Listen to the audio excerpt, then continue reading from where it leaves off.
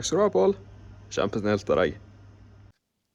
Det er grytidlig, og vi har en veldig, veldig lang kjøretur foran oss. Klokka er nå 5 på morgenen, og det er allerede ganske lyst ute. Totalt så har vi en kjøretur på drøyt 13 timer. 14-15 timer blir det fort med litt pause. Sånn sett så har vi egentlig ingen tid å miste da. Det er vel egentlig bare å hive seg i bilen og begynne å kjøre. Så tar en liten pause her for å strekke litt på beina. Klokka er ikke kjempemye enda. Jeg har kjørt et par timer, så jeg har ikke kommet veldig langt. Jeg har kommet hit. Dette stedet kaller vi for fylkesgrensa. Der borte så går grensa mellom Vestland fylke og Buskerud fylke. Og det er også der borte vi skiller mellom Vestlandet og Østlandet. Så etter at vi har kjørt forbi fylkesgrensa, så vil landet bli gradvis mye flatere og mer åpent. For da er vi på Østlandet. Det er vel cirka 10 timer til vi er fremme. Så det er veldig viktig at jeg stopper og strekker litt på beina av og til. Spesielt kjørefoten. Den gamle bilen min har nemlig ikke cruisekontroll. Noe som er veldig merkbart når jeg skal kjøre så langt. Men på tide å fortsette nå. Bilen kjører ikke seg selv. Nå har vi kommet til Oslo. Og bilen krevde litt påfyll av diesel. Og jeg benytter selvfølgelig anledningen til å strekke enda litt mer på beina. Jeg benyttet også anledningen til å kjøpe meg en databrus. Det er ikke ofte jeg drikker det. Jeg foretrekker kaffe, men når jeg skal kjøre så langt, så kan jeg gjøre et lite unntak. Så nå må vi prøve å komme oss gjennom Oslo-trafikken før den blir for ille. Og så skal vi videre mot svenske grenser. Nå har vi passert Oslo, og det er ikke veldig langt igjen til svenske grenser nå. Der ser vi at det er skiltet til Stockholm. Men jeg har ett stopp som jeg er nødt til å gjennomføre før vi kan krysse grensa. En liten ting som jeg er nødt til å fikse. Det er veldig, veldig grønt og flatt her på Østlandet. Veldig forskjellig fra hvordan det er på Vestlandet. Ok, da er det siste mulighet for å gå på en norsk butikk før vi er med grensa.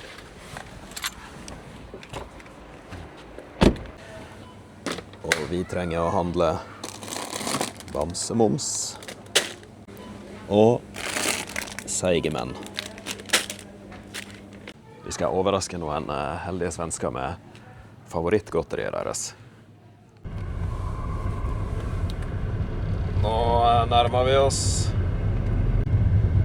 Her går grensa mellom Norge og Sverige.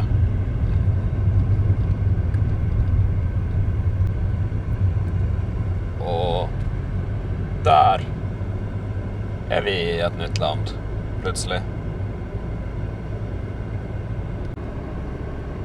Og det første som møter oss når vi kommer inn i Sverige, det er det som svenskene kaller for tull. Og det er jo en svenskevits som nesten skriver seg selv. Tull er svenskene sitt ord for toll.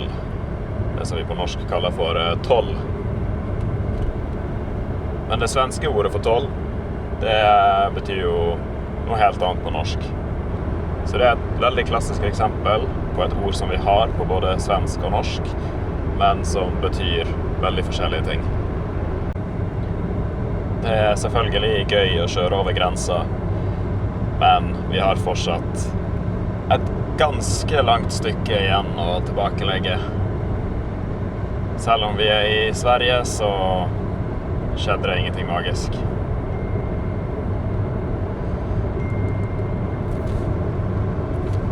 Så vi får vel bare finne tilbake til rytmen og belage oss på at det er fortsatt et par timer igjen å kjøre. Noe av det første som møter oss når vi kommer over på den svenske siden, det er alle grensebutikkene. Det er nemlig sånn at Sverige er et EU-medlem, og Norge er ikke det. Så i Sverige så har man et mye større utvalg, spesielt på matbutikker. Man har mange flere matvarer her som vi ikke får i Norge, rett og slett fordi det er så vanskelig å importere fra utlandet og inn til Norge. Så derfor så kommer veldig mange nordmenn hit til nettopp Sverige for å handle alt som man ellers ikke får tak i Norge. Akkurat nå så er vi i den svenske byen. By er vel kanskje å ta litt hardt i. Vi er på det svenske stedet som heter Töcksfors. Og her bor det ikke veldig mange folk. Likevel så er det kjøpesenter her, som er så store at man skulle tro vi var i en gigantisk svensk by. Men det er vi altså ikke. Alle de her kjøpesentrene er bygd rett ved grensen for å lokke nordmenn på handleturer. Men jeg er ikke her for å handle. I hvert fall ikke i dag. Jeg skal nok handle litt på vei hjem, men ikke i dag. I dag har jeg helst lyst til å bare komme frem til min destinasjon. Første stopp etter at vi passerte grensa. Nå har vi kjørt ganske mange timer, så nå har vi fortjent et lite måltid. Siden vi tross alt er i Sverige, så må vi nesten unne oss en porsjon med autentiske svenske kjøttboller.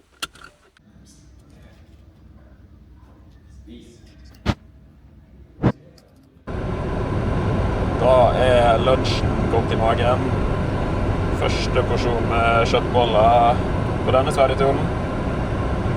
Blir nok den siste også. Blir nok ikke flere porsjoner med kjøttboller. Svenske kjøttboller er faktisk litt oppskrytt. Det er helt ok, men så godt er det ikke. Men tradisjon er tradisjon. Sånn, endelig fremme. Kom meg på et hotellrom og er ganske sliten i kroppen etter å ha kjørt i hele dag. Og nå er jeg her.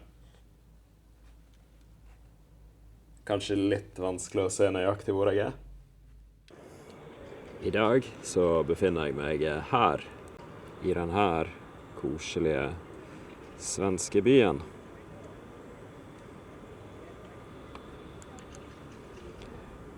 I dag så er jeg i Linköping.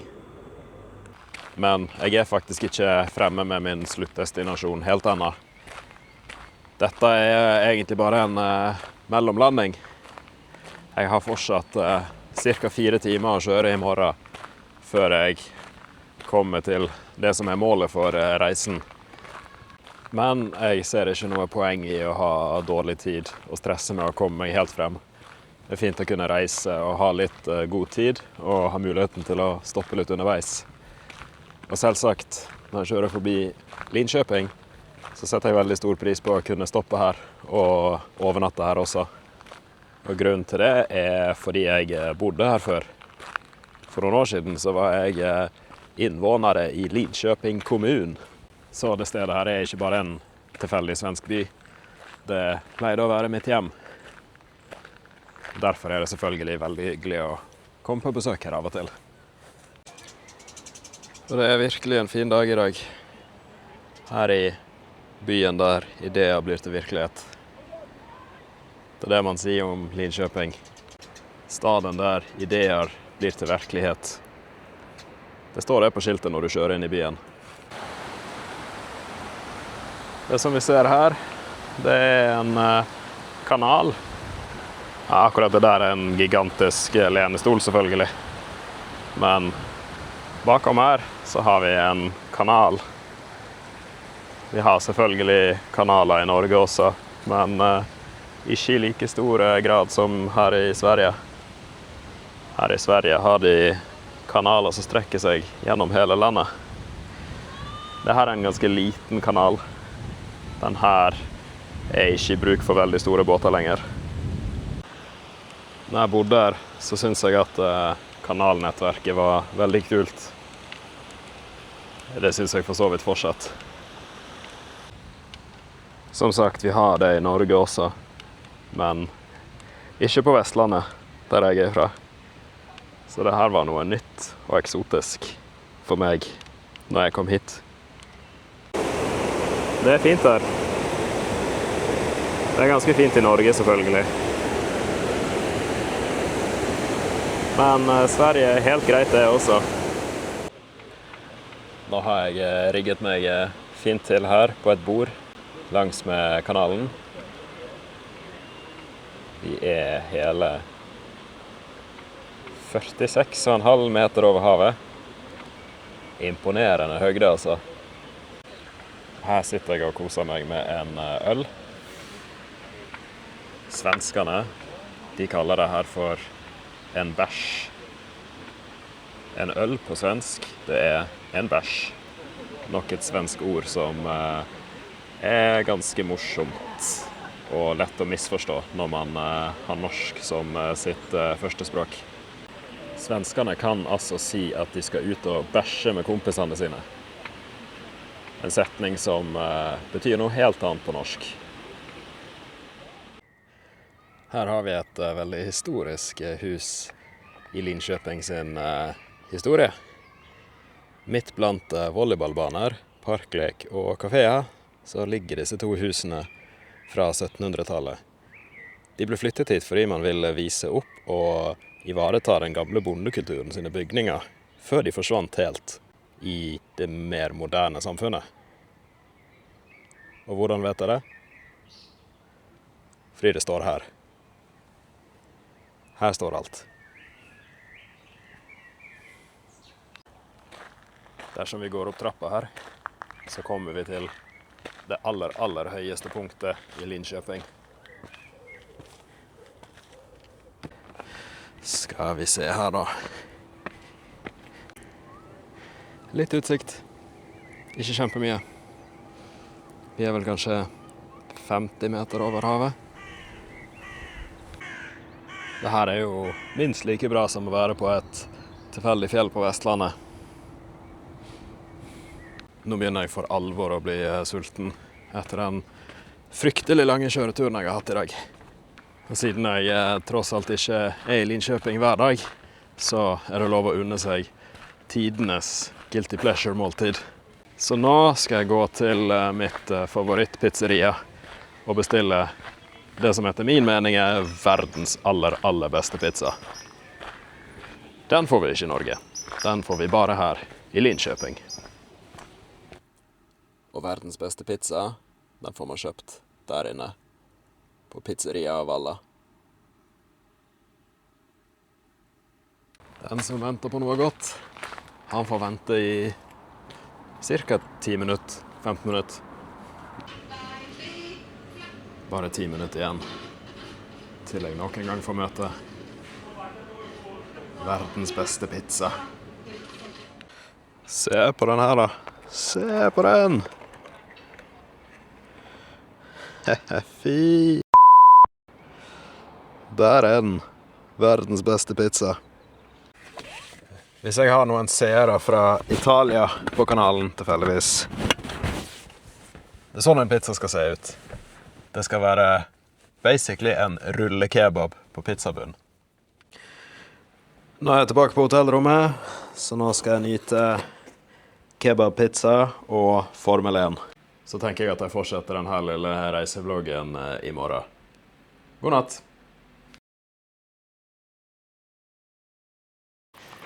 God morgen. Ny dag og nye muligheter. Jeg har spist en god frokost på hotellet, og jeg har også sjekket ut. Jeg er aldeles straks klar til å kjøre videre mot min endelige destinasjon. Men først så måtte jeg bare ha meg en liten spasertur her. Akkurat nå så er jeg i den bydelen som heter Valla. Det var også her i Valla at jeg bodde når jeg bodde her i Linköping. Og akkurat nå så går jeg rundt i Vallaskogen. Sverige har ikke så mye fjell de kan skryte av, men de har sinnssykt mye skog. Så det er de gode på. Det er veldig fint å gå en tur her i dag.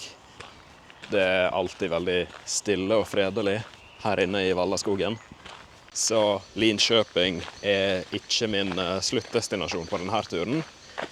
Men etter å ha kjørt bil i 10 timer pluss, så trenger man å hvile ut før man er i stand til å gjøre noe tøff fysisk aktivitet. Så for meg var det selvsagt en no-brainer å legge inn en liten hvilepause her i Linköping og ta en natt her og bare gå litt rundt, se meg om. Men nå er det nok på tide å komme seg i bilen og kjøre videre. Det er cirka 4 timer igjen til vi er med vår endelige destinasjon, så det er greit å komme frem dit før det blir alt for sent. Får ikke får. Får lam. Men jeg måtte selvsagt ha en sjokolade til turen før jeg kjører videre. Så da stoppet jeg og kjøpte 1 sjokolade.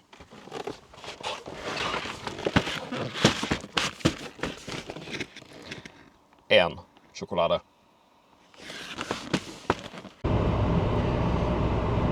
Da er vi på vei. Takk for denne gangen, Linköping. Det var hyggelig, som alltid. Få på litt musikk, sånn at vi kan klare å underholde oss et par timer.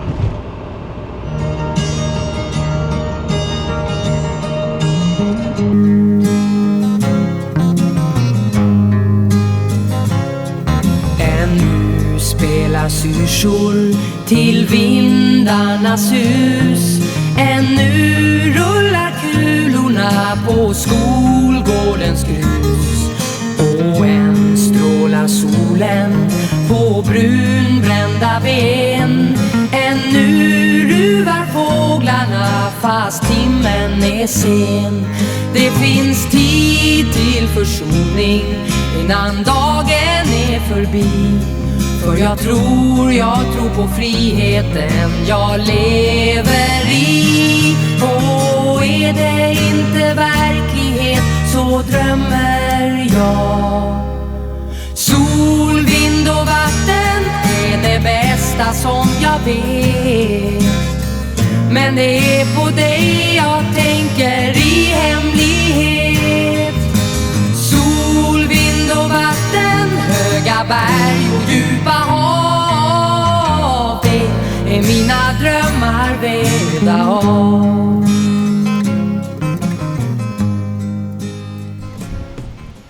Det finns et par ting som er helt sikkert. Som for eksempel at himmelen er blå, og at jorda er rund.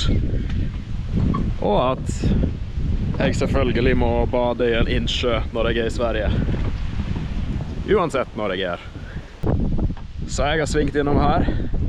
Min favoritt innsjø å bade i her i Sverige. Været er ikke helt toppen.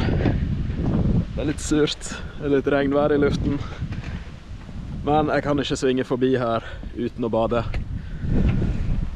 Så vi får bare bite i oss og hoppe rett i det.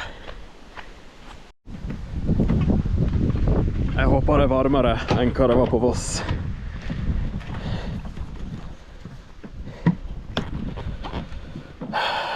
Ja, ja.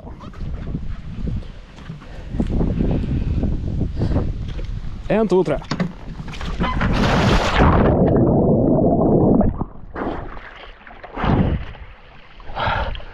Mye varmere enn det var på Voss. Takk og lov. Jeg er stort sett ganske tøff, men når det kommer til bading så er jeg faktisk en pingle. Men det her var helt ok. Og akkurat nå så befinner jeg meg... Det har jeg ikke tenkt å si. Jeg vet at de som er lokale her jeg vet at de som er lokale her, de ønsker å beholde den plassen her som en hemmelighet. Det er en veldig, veldig idyllisk svensk innsjø. Veldig, veldig fin badeplass. Og jeg vet at de som bor her ikke vil at den skal bli kjent. Jeg vet at de ikke vil ha for mye folk hit. YouTube-kanalen min er jo ikke kjempestor. Det er jo ikke sånn at jeg lager videoer som når ut til flere millioner folk. Men man vet aldri. Man vet aldri hva slags butterfly-effekt videoene mine kan få. Så derfor så forblir det en hemmelighet hvor jeg er nå. Dessverre. Selv om det regner, så er det aldeles herlig vann, altså.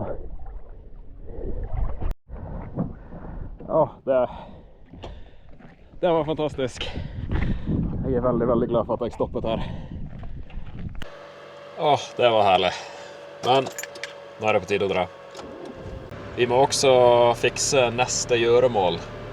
Dere husker sikkert at jeg kjøpte litt godteri rett før vi krysset svenske grenser. I fjor så pratet jeg med 2 svensker som bor i det området her. Og da nevnte de for meg at favorittgodteriet deres er faktisk norsk. Favorittgodteriet deres er bamsemums og seigemenn. Men det får man ikke tak i her i Sverige. Så jeg sa ingenting, men inni hodet mitt så lagde jeg en liten plan. Jeg tenkte at neste gang jeg er i området her, så skal jeg legge en pose med bamsemums og seigemenn i postkassa deres. Og så skal ikke jeg si noen ting. De skal bare gå til postkassa si en dag, og så ligger favorittgodteriet deres i postkassa. På den måten så kan jeg være en slags nesten som en sånn Secret Santa-opplegg. Og de bor i... jeg skal ikke filme rett på huset deres, det er ganske uhøfelig. Uansett, her har vi det. Seigemenn. Bamsemums. 1, 2, 3.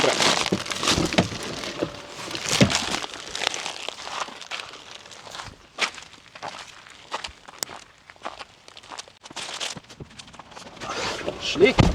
Da stikker vi før de vet hva som skjedde. Da er det bare for oss å fortsette mot Grytjom, som är vår nästa destination.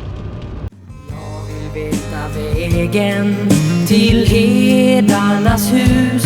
Jag behöver att omges av en ledstjärnas ljus. Det skymmer vid Sion och natten blir sval. Men än doftar blommorna i skuggornas dal. Det finns tid till försoning innan natten slagit ut. För jag tror att livet får ett lyckligt slut. Och är det inte verklighet så drömmer jag. Sol, vind och vatten är det bästa som jag vet. Men det är på dig jag tänker i hemlighet. Sol, vind och vatten, höga berg och djupa hav. Det är mina drömmar vägda av.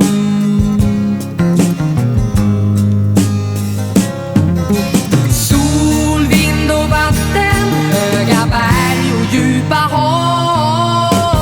Det är mina drömmar vägda av. Ja, det är mina drömmar vägda av.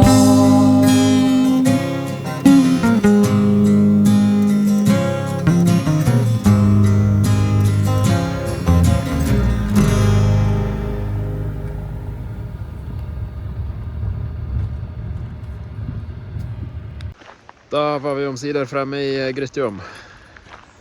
Et sted midt i skogen. Det er ikke så mye mer som skjer i dag, så jeg tror jeg skal gå rett og legge meg.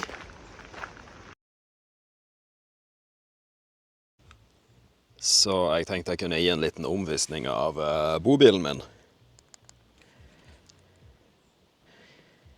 Her fremme så har vi kombinert kjøkken. Her har vi litt kokeutstyr. Og der har vi kjøleskapet vårt. Og så har vi klesskapet. Så her har jeg alle klærne mine. Her er bokhylla mi. Og så beveger vi oss bak til soverommet. Og det ser slik ut. Og der har vi toalettet. Nei, det er bare tulla. Jeg har selvfølgelig ikke toalett her inne. Den bare henger her fordi det ser litt morsomt ut. Sengen tar mesteparten av plassen. Til gjengjeld så er den ganske komfortabel. Og så har vi selvsagt inngang på begge sider. Og her har vi en skohylle og en liten radio. Og så har vi også muligheten til å tørke klær her på utsiden. Mer luksuriøst enn det kan det neppe bli. Her på Grytjom så samler det seg hvert år masse voksne mennesker som skal drive med, hva heter det, LARPing, cosplay, live action roleplay. Jeg vet ikke hva ordet er. Men det samler seg hvert år en gjeng. Det er du som driver med dette. Det samler seg hvert år en gjeng voksne mennesker som liker å kle seg ut som fugler. Og som skal leve ut sin indre drøm som fugl. Og fuglene kommer i alle farger og fasonger. Her har vi en svensk rød fugl. Exakt. Hvit på magen. Polsk faktiskt. Men, ja. Hva er det du driver med, Andreas? Jeg filmer svenske rødfugler. Jag är inte ens svensk. Nei, polske rødfugler. Precis. Ja. Her har vi en brittisk rødfugl. Her har vi enda en svensk rødfugl. Det er mye røde svenske fugler på Grytjom. Vi er jo selvsagt ikke ekte fugler, selv om vi gjerne liker å tro at vi er det. Så for å kunne leve ut fantasien vår om å fly som en fugl, så trenger vi et stort fly som har plass til alle. Flyet her, det har plass til 20 personer, og det tar oss til ca. 4000 meters høyde på et kvarter, 15 minutter. Inne i flyet her så sitter vi litt som sild i tønne. Det er ikke akkurat Comfort Airlines. Men vi skal bare ta flyet oppover, så vi tåler det.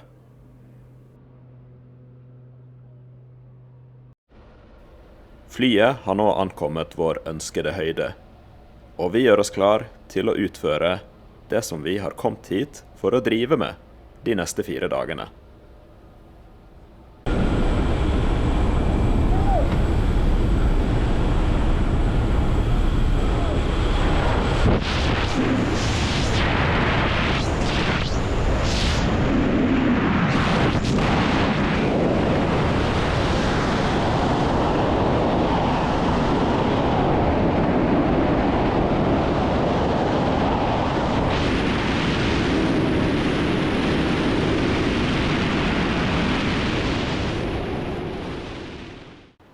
Denne sporten kalles wingsuiting, eller vingedraktflyging på norsk.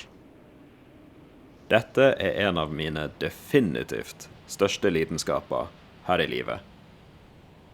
Og jeg befinner meg her i Sverige for å delta på en camp som samler vingedraktentusiaster fra hele Europa.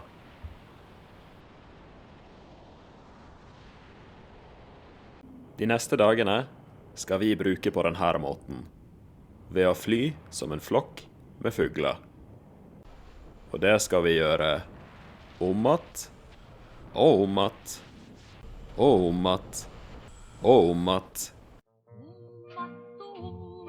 Om att skulle smaske på mig om att igen. Och om att skulle klämme och klaske på mig yr och gärn. Och kärn och skulle elskoven praktiseres, aldri vart den ferdig med den. Og om att, så sa han farvel og kom att. Det er lykkeligste tida jeg har hatt. Bare for å avklare én ting, i tilfelle noen lurer på det. Jeg får nemlig overraskende ofte spørsmål om hvordan man lander med en wingsuit. Svaret er veldig åpenbart, og også ganske kjedelig. Vi lander ved å bruke en helt vanlig fallskjerm. Akkurat som om vi skulle hoppet uten wingsuit.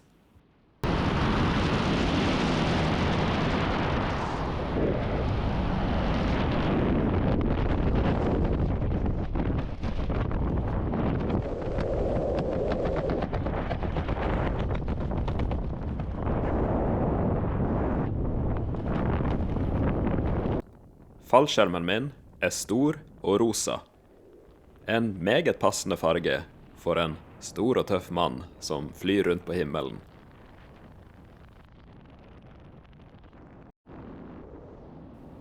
Med en tradisjonell fallskjerm kan jeg bestemme selv hvor jeg vil lande. På den måten unngår jeg å lande i kornåkeren til en av bøndene her på Grytjom.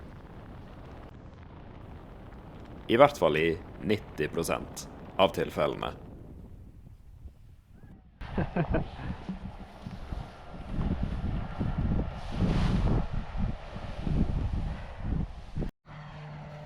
Skulle det skje at vi lander i en kornåker, så må vi ta en walk of shame tilbake.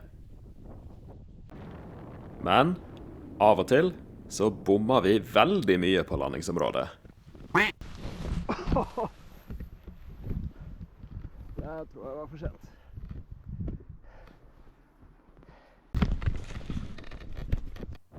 Og da må vi faktisk hentes av folk med kjøretøy.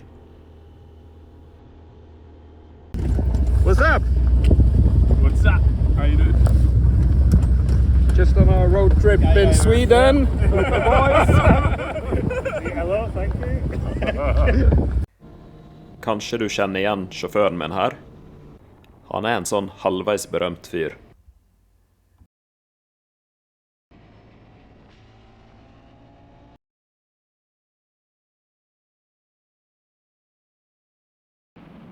Første dag på campen leverte langt over forventning. Nå er det på tide å lande og roe ned for dagen.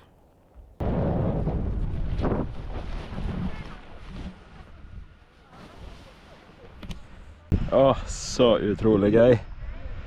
Herregud, det her er fantastisk. Og se på alle de fuglene. Oi, oi, oi. Det er service. You good? Hey, bro. Hey, bro. Det liker vi.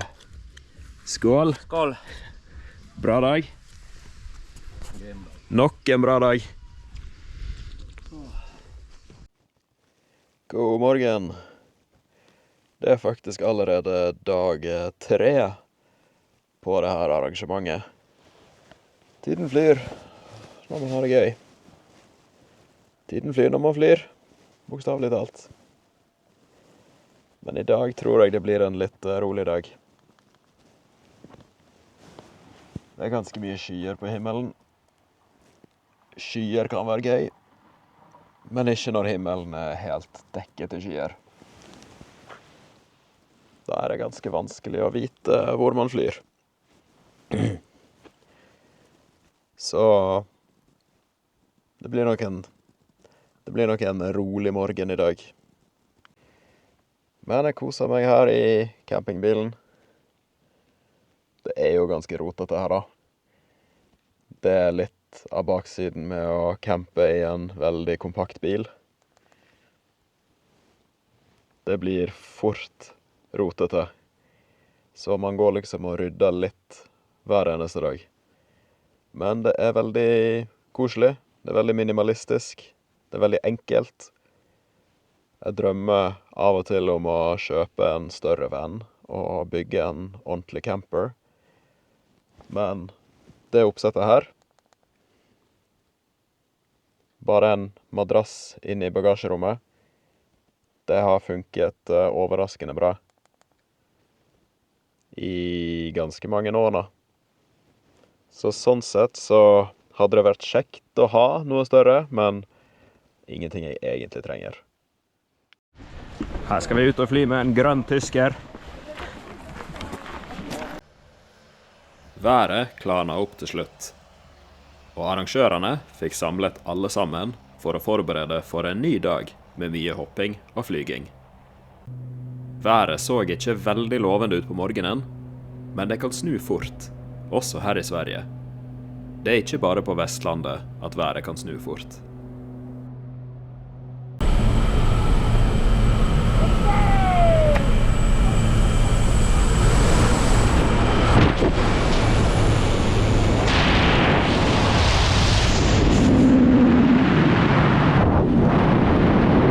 Dagen i dag blir mye av det samme som de 2 foregående dagene. Vi hopper, vi flyr, vi trekker skjerm, vi lander.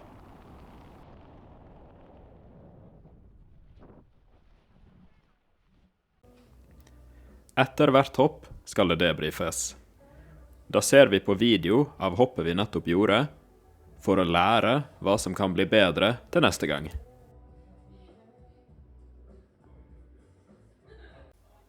Deretter brifer vi neste hopp, for å legge en flyplan. Og dersom man blir litt sliten, så kan man ta seg en liten lur i flyet på vei oppover.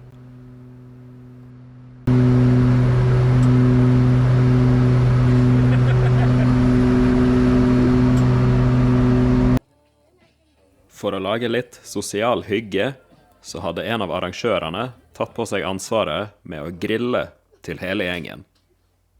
De fleste deltagerne drar hjem i morgen etter at hoppingen er slutt. Så derfor samles vi til litt sosialt samvær i kveld. Grytjom viste seg fra sin beste side akkurat denne kvelden.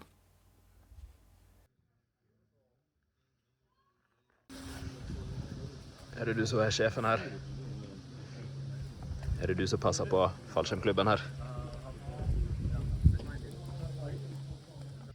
God morgen. Det er grytidlig. Siste dag i Grytjom. Og se på været. Blå himmel så langt øyet kan se. Dagen starter selvfølgelig med et hopp. Det første hoppet på slike camper pleier som regel bare å være et rolig oppvarmingshopp.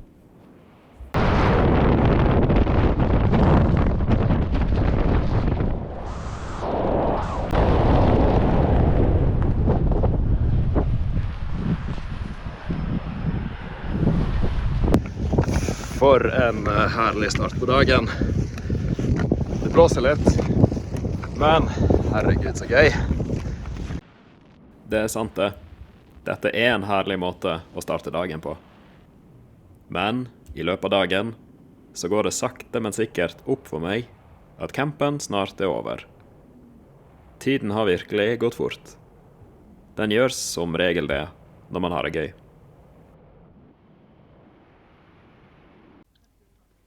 Nå brifer vi et siste hopp. Vi tenker å runde av campen med et aller siste hopp, hvor forhåpentligvis alt skal sitte sånn noenlunde perfekt.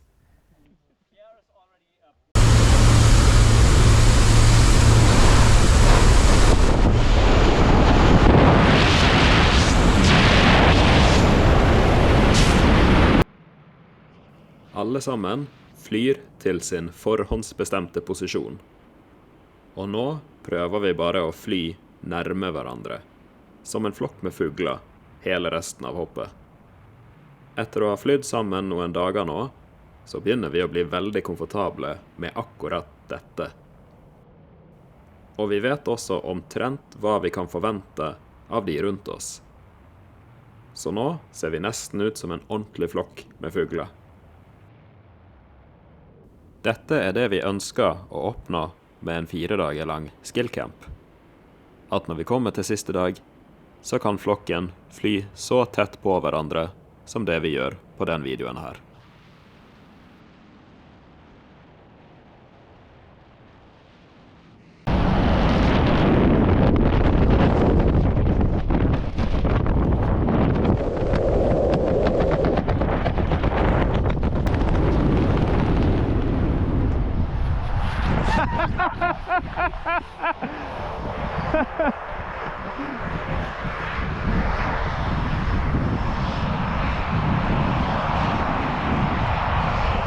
Det var det siste hoppet på denne campen.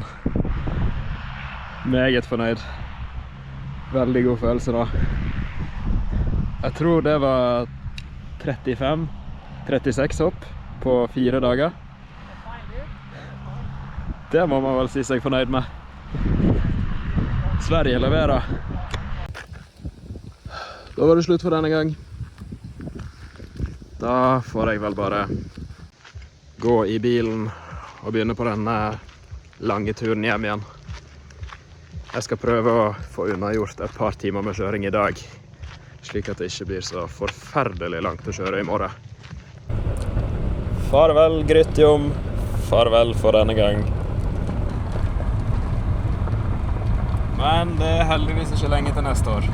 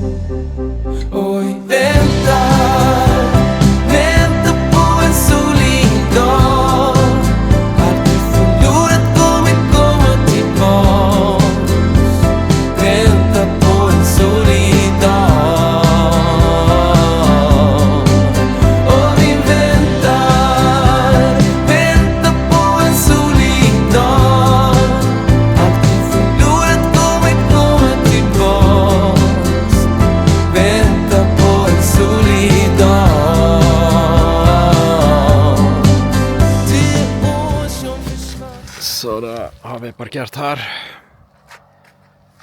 Tenker jeg tar og hviler her et par timer. Fortsette resten av turen i morgen. Men vi er fortsatt på ferie. Skål. Det blir vel neppe veldig mange timer søvn, men nok til at vi kan kjøre resten av veien hjem igjen i morgen. God natt. Det ble et par timer søvn. Nok til at vi trygt kan kjøre videre.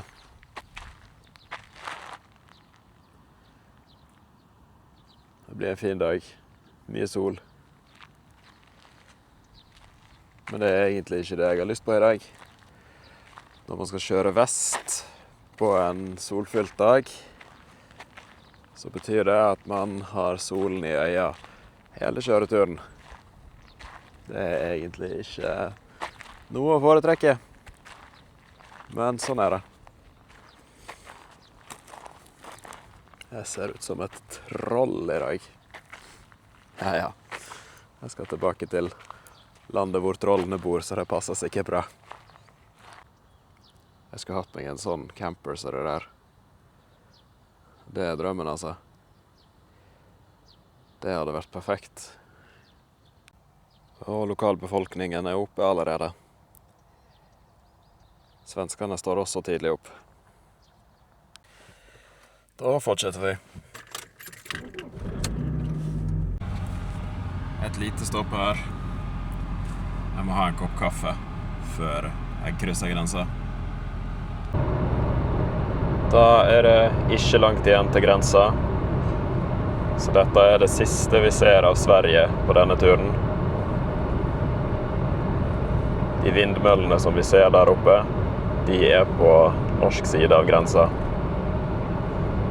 Så da nærmer det seg. Der passerer vi Tull. Det var nok tull for denne gang. Og her er Norge. Vi har selvfølgelig ingenting å deklarere. Jeg har holdt meg godt innenfor grensa for hva som er lovlig å ta med seg inn i landet. Så da kjører vi på grønt. Og der er vi tilbake i Norge. Takk for nå, søta bror. Nå må jeg bare finne styrke til å holde ut de siste 7-8 timene med kjøring før jeg er hjemme igjen på Voss. Jeg skal blant annet kjøre gjennom Oslo i morgenrush, men forhåpentligvis så er morgenrushen omtrent over når jeg nærmer meg Oslo.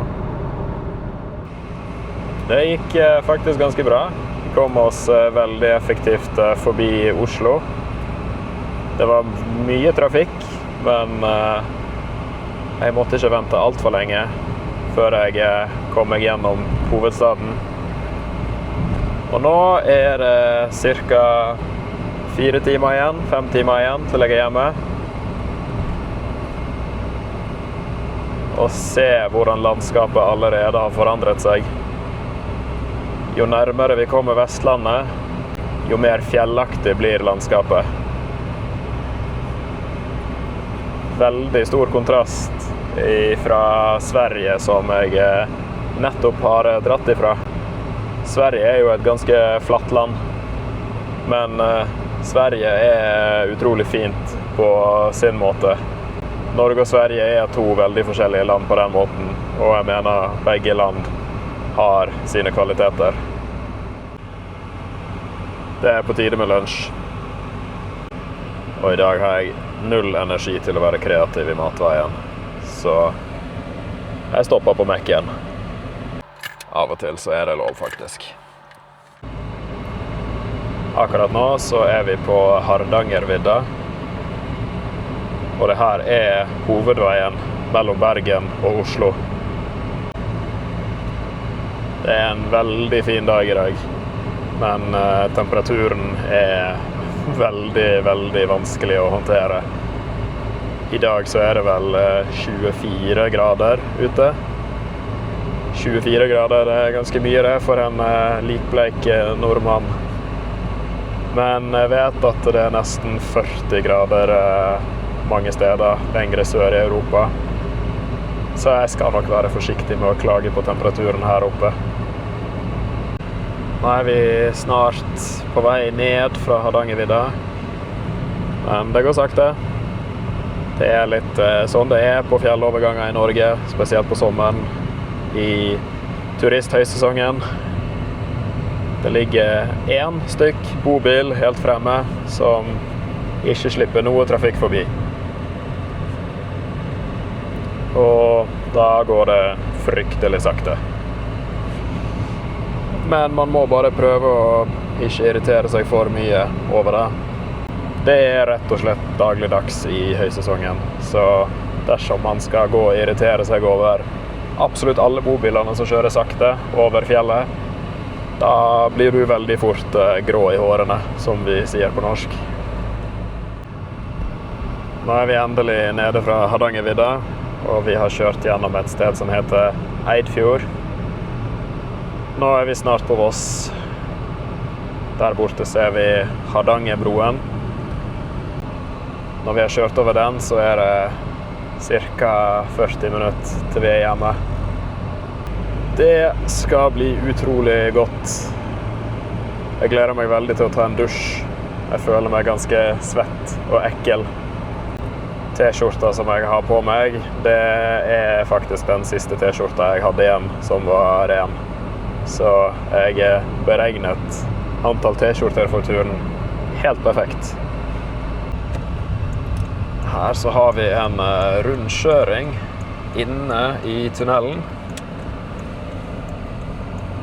Av en eller annen grunn så er det mange som syns at det er ganske fascinerende. Akkurat det her er faktisk egentlig ganske kult. I det vi kommer ut av tunnelen, så kjører vi rett inn på Hardangerbroa. Det er faktisk ganske spektakulær utsikt. Selv om man har sett det her mange ganger, så slutter det aldri å imponere. Og når vi kjører av broa, så kjører vi rett inn i neste tunnel. Norge er et land med veldig mange tunneler. Flere enn i Sverige i hvert fall. Og her enda en rundkjøring inn i tunnelen. Og det går rundt og rundt, rundt og rundt, rundt og rundt. Da er vi på Voss. Endelig hjemme. Eller nesten i hvert fall. 5 minutter igjen, så er vi hjemme. Og der er vi fremme. Og parkert. Åh, deilig. Deilig å være hjemme igjen. Jeg tror jeg har kjørt 2500 kilometer på denne turen. Så nå skal det bli godt å slappe av litt. Ta seg en dusj. Jeg føler jeg har klaget litt på vei hjem i dag. Det kan hende jeg har gjort det. Jeg beklager det i så fall. Jeg har en liten fransk mann inni meg her som har behov for å klage litt av og til. Sånn er det. Uansett, det er vel på tide å runde av videoen. Tusen takk for at du har sett på. Så ses vi snart i en ny video. Ha det bra. Der er en som er glad for at jeg er hjemme. Ja, er du glad for at jeg er hjemme igjen? Er du glad for at jeg er hjemme igjen? Eller vil du bare ha den leken her? Er du glad for at han som kan kaste leken har kommet hjem igjen? Er det alt jeg er for deg, Brom? Han som kastet leken til deg?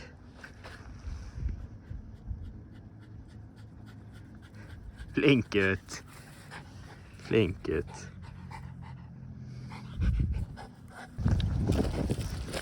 Fant du en ball?